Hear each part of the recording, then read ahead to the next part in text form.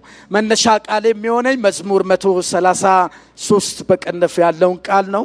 መዝሙር 132 በቅንፍ 133 በጣም የምናውቀው የጌታ ቃል ነው።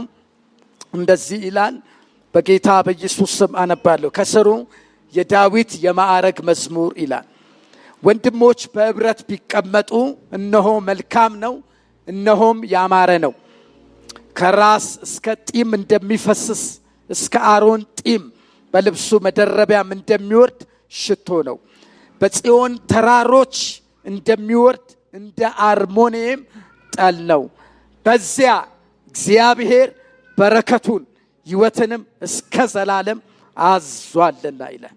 ክብር ለኢየሱስ ይሁን።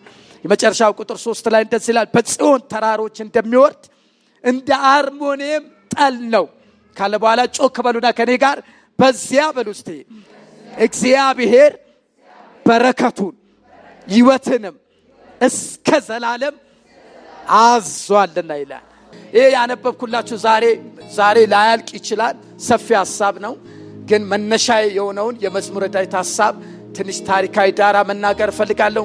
እንደምታውቁት መዝሙረ ዳዊት በጣም አስገራሚ መጽሐፍ ታውቃላችሁ። ሰሞኑን እንደዚህ ማጥናት እያሰብኩኝ መዝሙረ ዳዊትን በቃ ባጭሩ የእግዚአብሔርን ማንነት፣ የኔን ማንነት፣ ደግሞ የጠላቴን ማንነት የሚናገር መጽሐፍ። ከየትኛው መጽሐፎች ይሄ መጽሐፍ ለኛ ቅርብ ነው። ለምን? የኛን ጓዳ፣ የኛን ኑሮ፣ የኛን ስራ፣ የኛን ድካም፣ የኛን ብርታት ሰው የሚሸት መጽሐፍ ነው። ምን ማለት ነው? ሰውኛ ነው ማለት ሳይሆን ግን ከሰው ጋር የተያያዘ ነገር አለ እና መጽሐፉ የምስጋና መጽሐፍ፣ የውዳሴ፣ የአምልኮ ይሁን እንጂ በዋናነት ስለ እግዚአብሔር ነው የሚያወራው መጽሐፍ። ክብር ለኢየሱስ ይሁን። የእግዚአብሔርን ትልቅነት፣ የእግዚአብሔርን አያልነት፣ የእግዚአብሔርን ማይለወጠውን ባህሪ ከእግዚአብሔር ውስጥ በእግዚአብሔር ውስጥ ያሉትን ዘላለማዊ ባህሪያቶችን የሚናገር መጽሐፍ ነው እና አፍ ያለው መጽሐፍ ነው። በደንብ የሚያወራ መጽሐፍ ነው። ምንም እንኳን መዝሙር ቢባልም ያው እኛ የለመድነው መዝሙር የጭብጨባ፣ የቅኔ፣ የዜማ ምናምን ነው እንጂ መዝሙሩ መልእክት ነው። ወይ ከእግዚአብሔር ወደ ሰው የሚተላለፍ መልእክት ነው፣ ወይ ደግሞ ከሰው አለኝ የሚለውን ድካሙንም ብርታቱንም ለእግዚአብሔር የሚያሳይበት መጽሐፍ ነው ማለት ነው እና ይሄ መጽሐፍ በጣም አስገራሚ መጽሐፍ ነው። በጣም አስገራሚ መጽሐፍ ነው። ብዙ ነገሮች ካወራ በኋላ በተለይ ከመዝሙረ ዳዊት 120 ጀምሮ እስከ መዝሙረ ዳዊት 134 ድረስ የሚናገረው የመዝሙሩ አይነት የማዕረግ መዝሙር ይባላል። የማዕረግ መዝሙር። እስራኤል በማዕረግ የሚዘምሩት መዝሙሮች አላቸው። በተለይ ደግሞ በእስራኤል ሀገር ውስጥ ላይ 3 ትልልቅ በዓላቶች አሉ። ከየተበታተኑበት ተሰብስበው የሚያከብሩት በዓል አለ። የመጀመሪያው የፋሲካ በዓል ነው።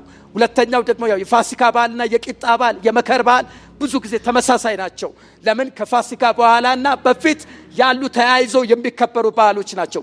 የዳስ በዓል የሚባል አለ። በተለይ የዳስ በዓል፣ የፋሲካ በዓል በእስራኤል ሀገር ውስጥ ትልቅ ትርጉም ያለው በዓል፣ ሁሉም ከየተበታተኑበት አንድ ላይ ተሰብስበው የሚያከብሩበት በዓል ነው ማለት ነው።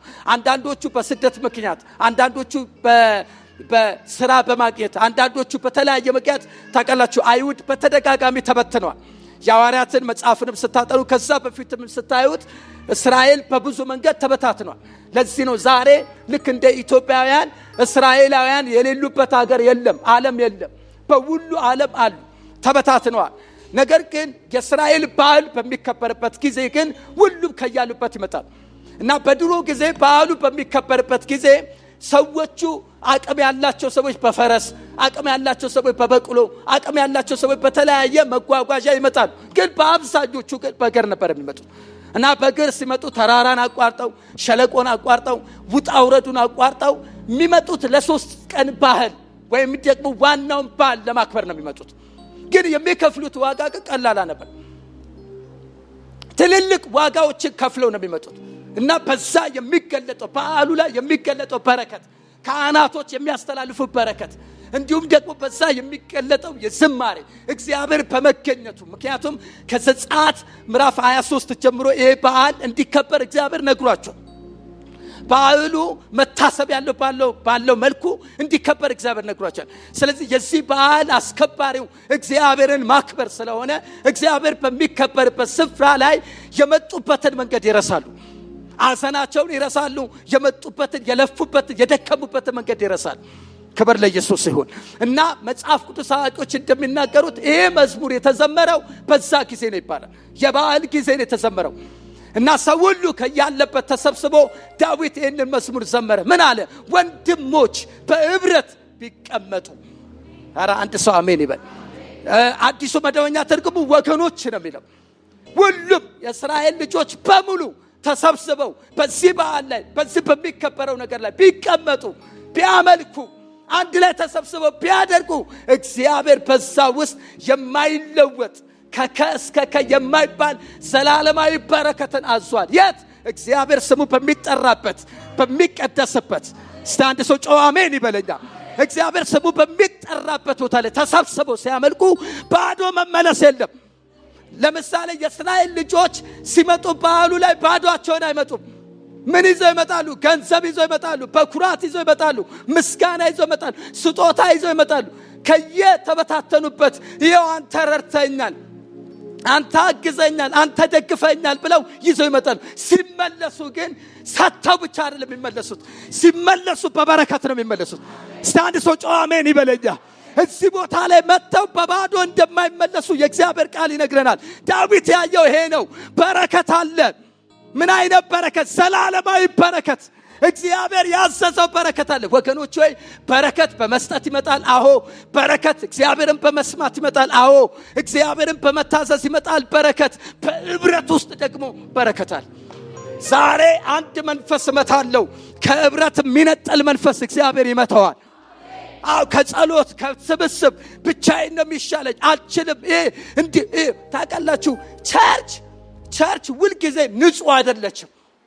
የተለያዩ ሰዎች ስላሉባት በጣም ብዙ ጊዜ ቸርች ውስጥ ጠብ ይኖራል፣ ግጭቶች ይኖራል፣ አለመግባባቶች ይኖራል። የትም ቸርች ብትሄዱ ከፀሐይ በታች ያለ የምንሰባሰብበት የአማኞች ስብስብ የተለያየ ነገር አለ። ግን ከዛ እንዲያስቀረን ግን እግዚአብሔር አይፈልግም።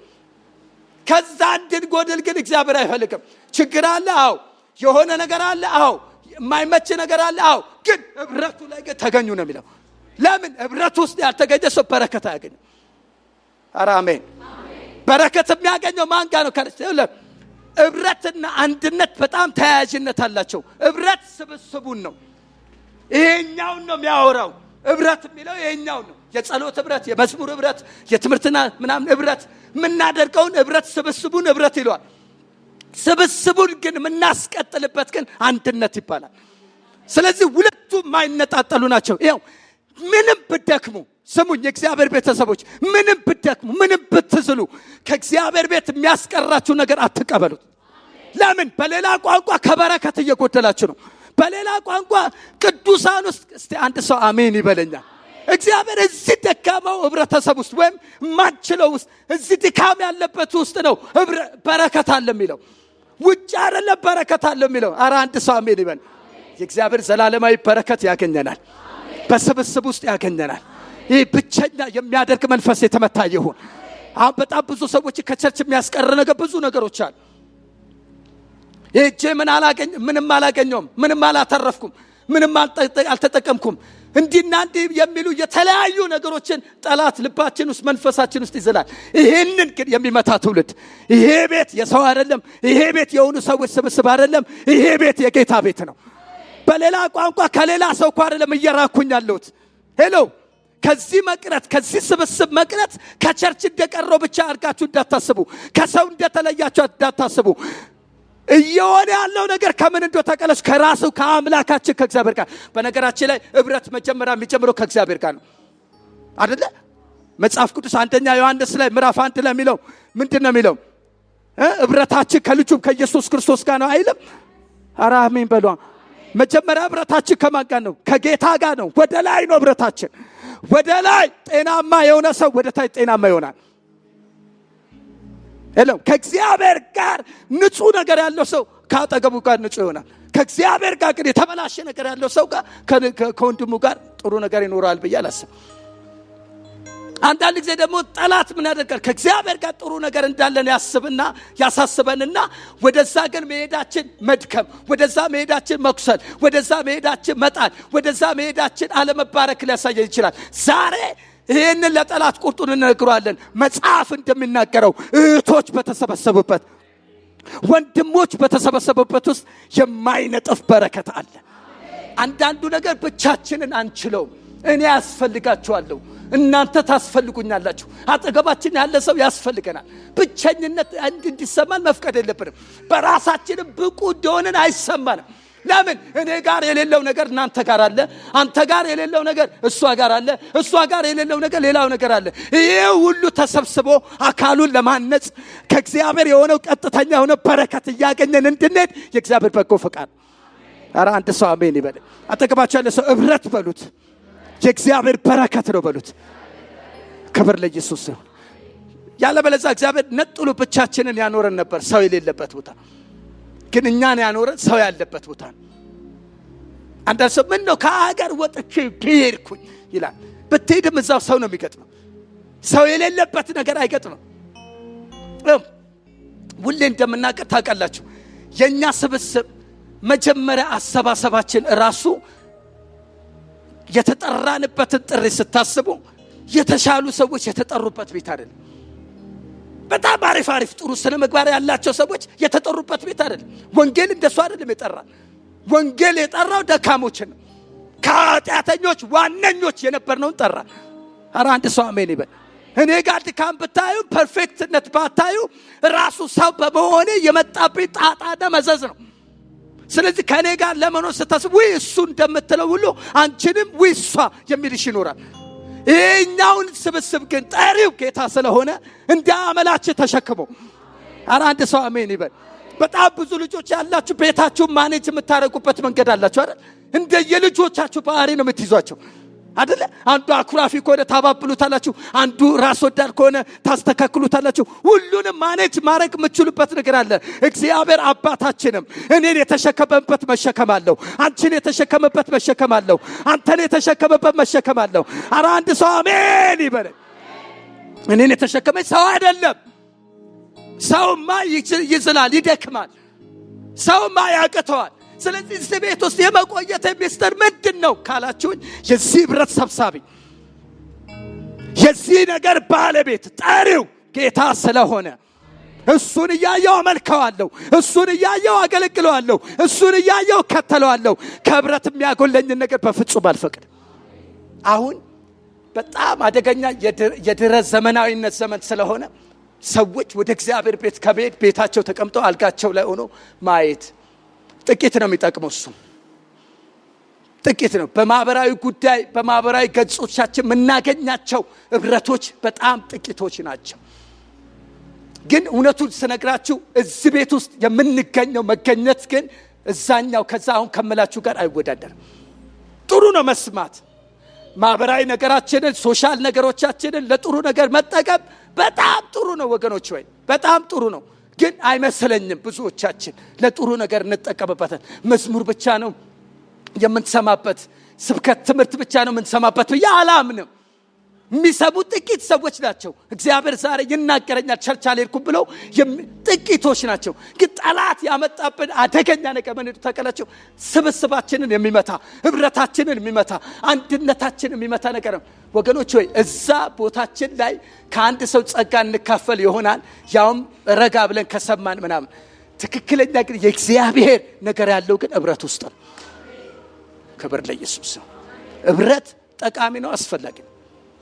ጤናማ ህብረት አስፈላጊ። የሐዋርያ ቤተክርስቲያን ትልቁ የጀርባ አጥንቷ የነበረው በማህበር ህብረታቸው የጠነከረ ነበር፣ ለጸሎት የጠነከረ ነበር።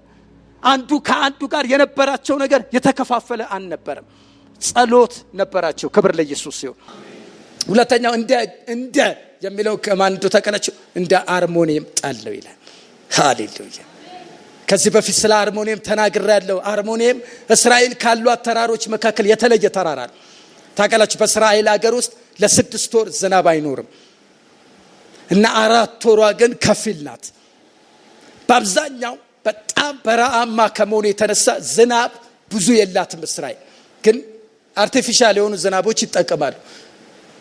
እዚህ አርሞኒየም የሚባለው ተራራ ላይ ለብዙ ዘመን የሚቆይ በረዶ አለ።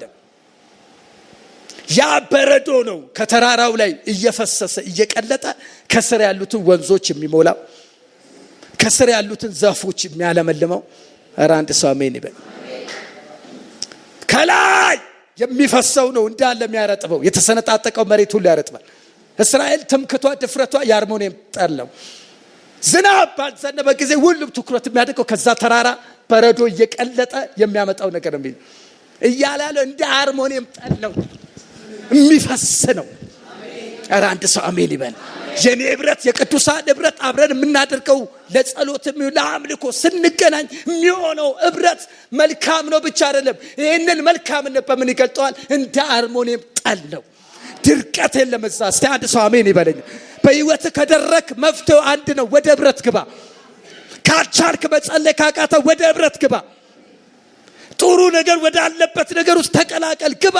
ያን ጊዜ የማይቀዘቅዘው የማይበርደው የእግዚአብሔር ጠል ባንተ ውስጥ ይፈሳል። ጠል ነው ይለናል። አጠገባቸው ያለ ሰው እንደዚህ በሉት፣ ህብረት ጠል ነው በሉት። ሄሎ፣ እየሰማችሁ ነው? ጠል ነው። ከስሯ የመጀመሪያው ወንዝ ያለው ዮርዳኖስ ነው። ዮርዳኖስ የሚሞላው ከዚህ በሚለቀቀው በሚቀልጠው ውሃ ነው። ክብር ለኢየሱስ ነው። ይሄ ብቻ አይደለም። እዛ አካባቢ ላይ የተተከሉ ተክሎች በአጭር ጊዜ ነው ፍሬ የሚያፈሩት። እንደ ሮማን ወይን፣ እንደ አፕል ምናምን ያሉ ተክሎች ሁሉ የሚፈራው እዛው አካባቢ ነው። ክብር ለኢየሱስ ይሁን። ለካ ህብረት ውስጥ ፍሬ አለ፣ የጸጋ ስጦታ አለ። ኧረ አሜን። አካሉን የሚጠቅም ነገር አለ። ጠላት እንዳያሞኛችሁ ተጠንቀቁ። ለህብረት ያላችሁን ቫልዩ አስተካክሉ ወገኖች። ህብረት በጣም ያስፈልገናል። እንደ ቤተ ክርስቲያን፣ እንደ ቤተሰብ፣ በእውነት እንደ አገር፣ እንደ ኢትዮጵያ ቸርች ህብረት ያስፈልጋል። ለምሳሌ እኔ አምናለሁ፣ ያው ታውቃላችሁ ሁላችሁ፣ እኛ ብቻችንን ሲኬ ቸርች እዚህ ጋር ብቻችንን ተጽዕኖ እንፈጥራለን ብለን አናምንም። በጋራ ነው ተጽዕኖ የምናመጣው ብለን እናምናለን። ኧረ አሜን። ከሁሉ ቸርቾች ጋር አብረን በጋራ ብንሰራ ይህ ሰፈር ይዋጣል። የቸርች ፖለቲክስ ሌላውን ጉዳይ ትተን እርግፍ አድርገን እውነተኛ የሆነው ጤናማ የሆነው ህብረት ቢኖር የት በደረሰ። ከመወረስ መውረስ ይሆናል፣ ከመሸነፍ ማሸነፍ ይሆናል። ዛሬ እንደ ጠል የሆነው መንፈስ ያገኘን ወገኖች። ዕብራውያን ምዕራፍ 10 ላይ ቁጥር 6 ላይ ጊዜው በቀረበ ቁጥር አብዝተን እንሰብሰብ ይላል። መሰብሰባችንን አንተው። ምን ታው ነገር አለ፣ ማን ታው ነገር አለ አይደለ? ታው የተባልነው ነገር አለ፣ አድርጉ የተባልነው ነገር አለ። መሰብሰባችንን አንተውም። ለምን? ቀኑ ቀርቧል። ህብረት እናደርጋለን። ክብር ለኢየሱስ ይሁን። ኧረ አሜን አሜን። እግዚአብሔር በህብረት ይባርከን፣ ብርክ ያድርገን። አሁን ታውቃላችሁ ቸርች ውስጥ ያለው ህብረቶች መፈተሽ አለባቸው። የምን ህብረቶች ናቸው? የአብሮ አደግ ህብረት፣ የአንድ ሀገር ህብረት፣ የአንድ ሰፈር ብዙ አይነት ህብረት አይደለም። እግዚአብሔር እሱን ይስበረልን። ጥሩ ናቸው፣ በሌላ ይጠቅማል። ቸርች ውስጥ ግን አይጠቅም። ቸርች ውስጥ የሚጠቅመው በክርስቶስ አላቃትም አታቀድም የሚባል ነገር የለም። ሰማይ ባወቀው እውቀት ውስጥ ነዳል። የሆነ አካል ውስጥ ገብቻል፣ የሆነ ቦታ ውስጥ ገብቻል። ኧረ አንድ ሰው አሜን ይበል። አንቺም የሆነ ነገር ውስጥ ገብተሻል። እጅ ሆነሽ ገብተሻል፣ ወይ እግር ሆነሽ ገብተሻል፣ ወይ የማይታየው የሰውነት አካል ሆነሽ ገብተሻል። ከዚህ ማን ነው ፈልቅቆ ሊያወጣ የሚችል? ክብር ለኢየሱስ። ውጪ ካለው ዝምድና እኔ ማምነው ከባዮሎጂካል በላይ ስፒሪቹዋል ነገር አምናለሁ። ጌታ ኢየሱስ እንዳለው እናትና ወንድሞች ውጪ ይፈልጓል አላሉትም? ከዛ ምንድነው ያለው? የኔ እናትና ወንድሞቼ ቃሉን ሰምተው የሚያደርጉ ነው አለ። አየ እንትን አሁን ከዚህ ከዘር የሚያወጣንን አስተሳሰብ ነው እየነገርኳቸው ያለው። ክብር ለኢየሱስ ይሁን። ከባዮሎጂካሊ ወጣ ይሄኛው ይበልጣል አይደለ? እናንተ ደግመኛ የተወለዳችሁ ከማይጠፋ ዘር ነው አይልም? መልሱልኝ፣ እየጨረስኩ ነው። አይልም ወይ? ከማይጠፋ ዘር የተወለዳችሁ ማለት የሚጠፋ ዘር አለ ማለት ነው። የለም የሚጠፋ ዘር አለ። የኔ የተወለድኩበት ምናምን እናቴ አባቴ ዘር ማንዘሮቼ በምናምን ይጠፋሉ። ማይጠፋ ትውልድ ማይጠፋ ዘር ውስጥ ገብቻለሁ። በማይጠፋው ዘር ውስጥ እናቴን አባቴን አገኛለሁ። በጌታ ከሆኑ ዳግመኛ እንገናኛለን። ልክ ነኝ ወይ?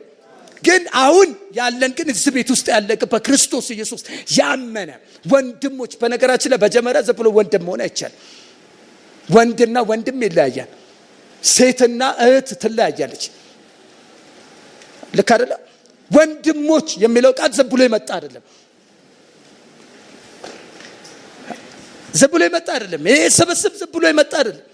ዝም ብሎ ከዘር ቋንቋውን ስለምናቅ የምንለው አይደለም። እዚህ ህብረት ላይ ብዙ ክብር ለኢየሱስ ይሁን።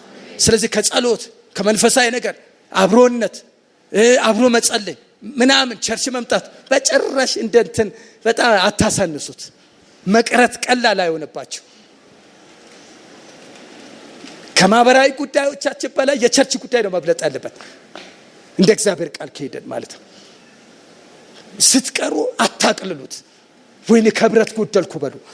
ወይኔ ዛሬ ሊያገኘኝ የተገባው በረከት አመለጠኝ በሉ። ቁጭት ይግባባችሁ። ለመቅረት እንደው አትነሳሱ። ኧረ አሜን ነው።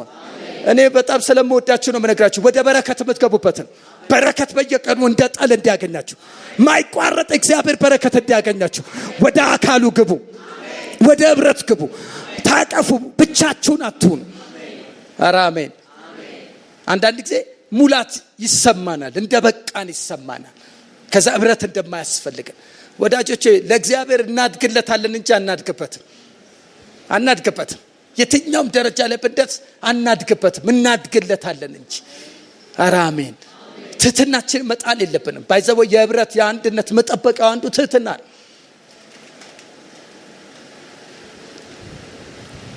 እኔ ዛሬ አሁን የምጸልየው ትክክለኛ የህብረት ናፍቆት ውስጣችሁ እንዲገባ፣ ወንድማችሁ የምትፈልጉበት፣ እህታችሁ የምትፈልጉበት፣ ለአካሉ የሚጠቅመውን ነገር እንድታስቡ እንድታደርጉ የሚያደርግ የእግዚአብሔር መረዳት በላያችሁ ላይ እንዲመጣ ነው ምጸ ክብር ለኢየሱስ ይሁን። እግዚአብሔር የአንድነትን እርሾ አለቅልቆ ከዚህ ግቢ አውጥቶ ይድፋለን። ጥቂት እርሾ ትልቁን ሊጥ እንደሚያቦካ ትንንሽ መርዞች አሉ፣ ትንንሽ እርሾች አሉ። የአንድነት ጠላቶች፣ የህብረት ጠላቶች። እግዚአብሔር እሱን ያያዘልን። አስተሳሰባችንን እናስተካክል ወገኖች። ቀኑ በቀረበ ቁጥር አብልጠን ህብረት እንድናደርግ ያስፈልጋል። አንችለው፣ ከሰውም ጋር ተቀላቅለንም አንችለው። እየጸለይን እየጾምን ህብረት እያደረገን አንችለው፣ እንኳን ተነጥለን። ስለዚህ ጠንካሮች እንድንሆን፣ አስፈሪዎች እንድንሆን፣ ግርማ ሞገስ ያለን እንድንሆን በህብረት እንመን። ኧረ አሜን። ህብረት ወደ በረከት፣ አንድነት ወደ በረከት። እግዚአብሔር በዛ ዘላለማዊ በረከትን አዟልን ስለኛ እኛ አንድ እንድንሆን። ለዚህ ነው ጌታ ኢየሱስ ክርስቶስ በዮሐንስ ወንጌል ምዕራፍ 17 ላይ እኔና አባቴ አንድ እንደሆነን እነሱም አንድ እንዲሆኑ ብሎ ይጸልያል። አሁን ስለ አንድነት ተናገሩ ብላችሁ ብዙ ትናገራላችሁ፣ ይመጣላችኋል ጥቅሶች። ግን መግባት አለብን ወደዛ። ግብት እንበል። ክብር ለኢየሱስ ይሁን። ጌታ ምን እንደተናገረ ታውቃላችሁ? ዛሬ ላሊት እግዚአብሔር የሚሰጣችሁን ሰዎች ተጠቀሙባቸው። ይሁት ዞር በሉና ጨርሻለሁ። ይሁት አጠገባችሁ ያለ ሰው ይሁት። ሚስታችሁን ባሎቻችሁ ሳይሆን ሌላ ሰው ይዩ። እናንተማ ስንት ዘመን ታይታችኋል። ይሁት ትጠቅመሻለች፣ ይጠቅማል። አትናቅ። ክብር ለኢየሱስ። የት ቦታ እንደሚጠቅማችሁ አታውቁ። የት ቦታ እንደሚያነሳችሁ፣ የት ቦታ እንደሚደርሳችሁ አታውቁ። እዚህ ቤት የማይጠቅም ሰው የለም። አረ ጮክ በሉና አሜን በሉ። እኔ ጠቃሚ ነኝ የሚል አንድ ሰው አሜን ይበለኝ። ለአካሉ ጠቅማለሁ፣ አጠገቤ ላለው ጠቅማለሁ፣ ለወደቀው ጠቅማለሁ፣ ለተራበው ጠቅማለሁ፣ ለተጣለው ጠቅማለሁ፣ ለተረሳው ጠቅማለሁ። እጠቅመዋለሁ። እኔ እጠቅመዋለሁ። ሰው ገጠመው። የተናቀ ሰው፣ ኢኮኖሚካሊ የወደቀ ሰው፣ በጣም እንትን ያደረገ ሰው መንገድ ላይ ገጠመው። የገጠመው ሰውዬ በሞትና በህይወት መካከል ያለን ምግብ ከበላ ብዙ ቀኑ የሆነ ተጎርቷል። ሰውነቱ ተጎርቷል። ሞቱን የሚጠባበቅ ሰው ነው። ዳዊት አገኘው ይላል። ከሚጠብቀው ትልቅ ተልእኮ አንፃር እዚህ ጋር የገጠመው ትንሽ ነገር ነው። ንቆት መሄድ ይችላል። አንተ ለኔ ምንም የምትጠቅመኝ ብሎ መሄድ ይችላል። ቆመ፣ አየው። ለዛ ለከሳው ሰው፣ ለተጎዳው ሰው ምግብ ሰጠው ይላል። ኧረ አንድ ሰው አሜን ይላል። ቅድም ብያቸዋለሁ። የሆነ ቦታ የዘራነው ነገር የሆነ ቦታ ያሳጭደናል። እውነቴን ነው፣ ያሳጭደናል። የሆነ ቦታ ያሳጭደናል። መንፈሳዊ ዓለም የመዝራትና የማጨድ ሕግ ነው። የሆነ ቦታ ያሳጭደናል። አታውቁትም። ዛሬ መዘራችሁት እንጂ መዝራታችሁ ነው የምታውቁ፣ መልካም ማድረጋችሁ ነው የምታውቁ። የት ጋር እንደሚያሳጭዳችሁ አለቀም። ወይ በልጆቻችሁ ይሆናል። ኧረ አሜን። ወዲያውኑ አበላው አጠጣው። ያ ሰውዬ ነፍሱ ተመለሰች። ቆመ። ማን አንተ ብሎ ሲጠይቀው እግዚአብሔር በቃ ለወቅቱ ለዘመኑ አደገኛ ማፕ ሰጠው። ኧረ አሜን። አሜሪካዊ ነኝ አለ። የተናቀ ነው ደግሞ የሚገኝ ሁሉ የሚገደል ነው። አሜሪካዊ ነኝ አለ። ግን ልክደው አልችልም አለ። እና ያንተን ከተማና ልጆችን ከብትን የወሰዱትን እኔ ያሳያለሁ አለ። አልጠቀመውም? ጠቀመው። አብልቶ ጠቀመው። መልካም አድርጎ ጠቀመው። አንዳንዱ ነገር በክፉ አትመልሱ። ሄሎ በክፉ አትመልሱ። አማሌቅ ነው ብሎ ያውም እኮ የሀገሩ ሰው እኮ ነው። ሄሎ አጥፍተው አቃጥለው የሄዱት የሱ እኮ ነው። እሱ ደክሞት እዛው ቀርቶ ርቦት እኮ ነው። ግን አበላው አጠጣው፣ ጠላቶቹን መታበት። እግዚአብሔር የሚሰጣችሁን ኦፖርቹኒቲ ተጠቀሙ። ሰው ሰጥቷችሁ ከሆነ ተጠቀሙ። ጊዜ ሰጥቷችሁ ከሆነ ተጠቀሙ። ያ የበረከት መንገዳችሁ ነው። ቀጭን ነው ብላችሁ አትናቁት። የተናቀ ነው ብላችሁ አትናቁት። የተራበ ነው ብላችሁ አትናቁት። የዚህ ዘር ነው ብላችሁ አትናቁት። የት ቦታ እንደሚጠቅማችሁ አታውቁም። እግዚአብሔር የነገራችሁን መከናወኛ ያደርግላችሁ። ወዳጆች ህብረትን ውደዱ። ጠላት እንደሚያገሳ አንበሳ በዙሪያችን እየዞረ ቢሆን አንዱ እየዞረበት ያለው ምክንያት ከህብረት ሊነጠለን፣ ከህብረት ደግሞ ነጥሎ ደግሞ ሊያደርገን ያለው ምንድነው? አሻንጉሊት ብቻ አይደለም ያደርገን፣ ሊበላን ሊያጠፋን ነው። ለሌባ የሚመች ትውልድ አይኖር እዚህ ቤት። ህብረትን የሚጠላ መንፈስ የተመታ ይሁን። አንድነትን የሚጠላ መንፈስ የተመታ ይሁን። አውቃለሁ እዚህ ቸርች ላይ በብዙ መንገድ ነው ጠላት የሚንቀሳቀሰው፣ ግን አይችልም። በጭራሽ አይችልም። በጭራሽ አይችልም። አንዳንዱ እንደተመታ ስላወቀ እንደወደቀ ስላወቀ አሁን ያለ የሌለውን ኃይል ይጠቀማል። በምን ካላችሁ ህብረትን በመምታት አንድነትን በመምታት የወንድሞችን የእህቶችን ነገር በማቅለል መታል። እግዚአብሔር የሰጠኝ ቃል ስለሆነ በህብረት ወደ በረከት፣ በአንድነት ወደ በረከት። ስለዚህ በረከት አለ።